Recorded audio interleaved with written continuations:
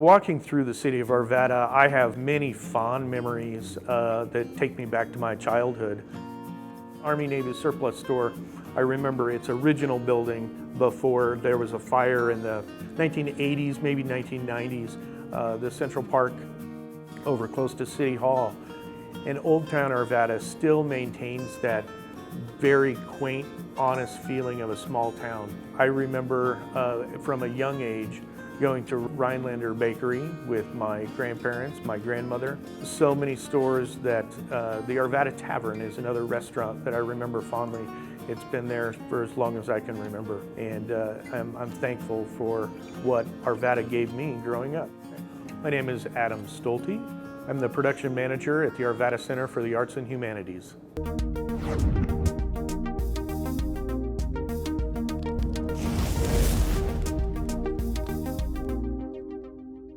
Hello, I'm Philip Sneed, President and CEO of the Arvada Center for the Arts and Humanities. Our campaign to reignite the arts continues. If you have made a gift, thank you for your support. Over the last few months, we've been sharing stories with you about the creative Arvada Center staff. Today, you're going to meet Production Manager Adam Stolte. Adam was born and raised in Arvada, just a few blocks from the Arvada Center. He started in 1997, working in various roles until he was promoted in 2006 to oversee our production team. As a production manager, Adam coordinates the technical aspects of our musicals. He manages the heads of the costume, scenic, sound, lighting, properties, and video departments. He's also responsible for the budgeting, scheduling, and safety needs of all technical operations. My family first moved to Arvada in the 1940s. And much of our very large Stolte family was raised here, went to school here. My father grew up just a few blocks east of Old Town Arvada on Grandview Avenue. I still remember every teacher's name from kindergarten through 6th grade. Mrs. Hall in kindergarten, Lois Lindstrom in 1st grade.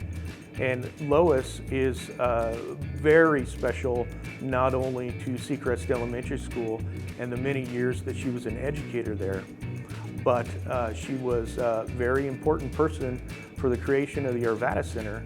She gave me the opportunity to be in the first play that I was ever in. I come from an artistic family in a variety of different aspects.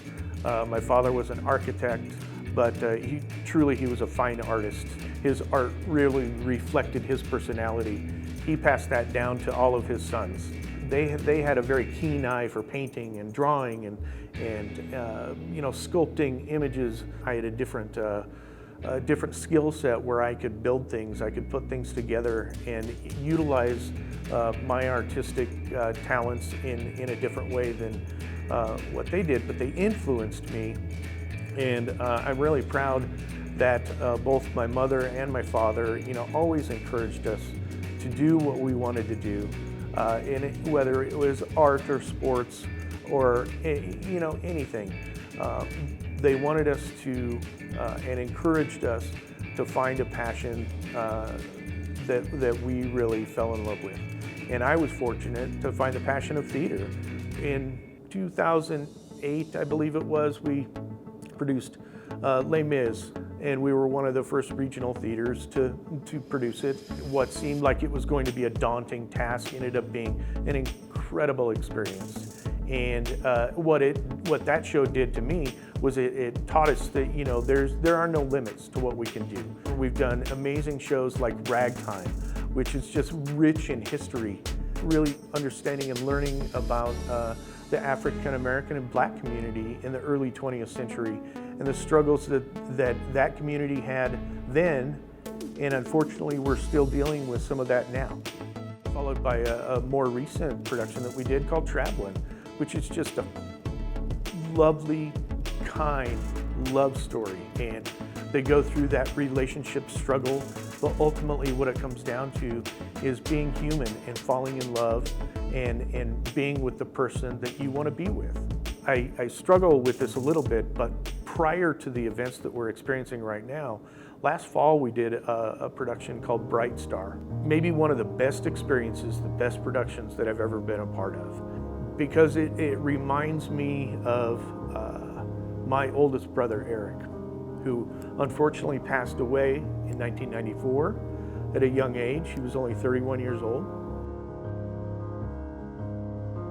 He was my mentor. He became my mentor as a teenager and a young adult. He was brilliant. He was an artist. He was an actor. He was a DJ. He could do whatever he wanted to do. He was just brilliant. And one of the things that I remember so much about him, that I now teach my son about his uncle, is his love of comedy, his love of music. It was written by Steve Martin and Edie Brickell, and Steve Martin was one of his favorite comedians. And then I remember as a teenager and a young adult going to visit my brother at his apartment, and he had music playing, and I asked him who it was, and he said, well, it's Edie Brickell and the Bohemians. And so to think all these years later, as and all the productions that I've done, and we decided to do a show called Bright Star, written by two people that influenced him so much in his life, and that I continue to listen and watch their art forms that influence mine. And what it does is it tells me that my brother's still with me, and that even though he was not able to fulfill all of his dreams,